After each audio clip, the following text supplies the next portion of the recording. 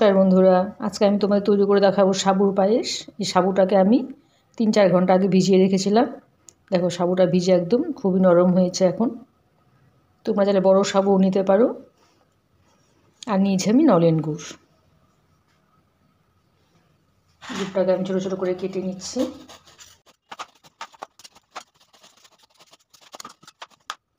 গুড় এখানে আমি 1 কাপের মতো নিয়ে নিলাম। দুধটা একটু আগে থেকে আমি জাল দিয়ে খিরখির করে রেখেছিলাম। দুধ এখানে আমি 2 কাপ নিয়ে নিলাম।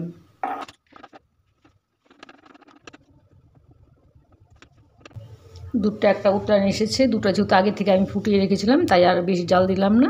এখানে আমি 1 কাপ সাবু দিয়ে দিচ্ছি। সাবুটা দিয়ে একটু ভালো করে নাড়তে হবে।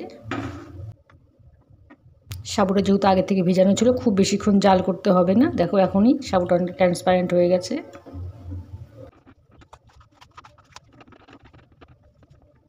সাবুটা ফুটতে শুরু করেছে। এই সময় আমি গুড়টা দিয়ে দিলাম। মিষ্টিটা তোমরা যার যার পছন্দ মতো দেবে। এখানে তোমরা চিনিও দিতে পারো গুড়ের বদলে।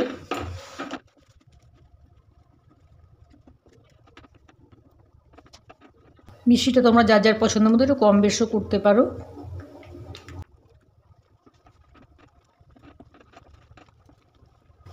পায়েসটা আমার রেডি হয়ে গেছে। পায়েসটাকে আমি নামিয়ে নিচ্ছি।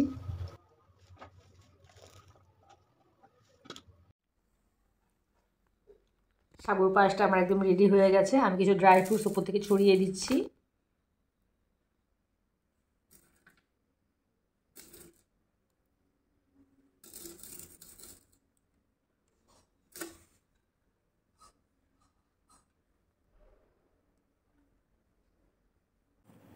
আমি তোমাদের দেখো উঠিয়ে দেখাচ্ছি কতটা সুন্দর হয়েছে।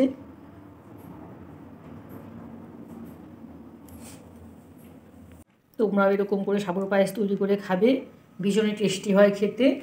আমার এই রেসিপি তোমাদের কেমন লাগলো জানাবে। আমার চ্যানেলটিকে সাবস্ক্রাইব করে দিও আর লাইক কমেন্ট দিতে ভুলো না। ঠিক আছে বন্ধুরা, আজকের মতো এখানেই রাখছি। টাটা।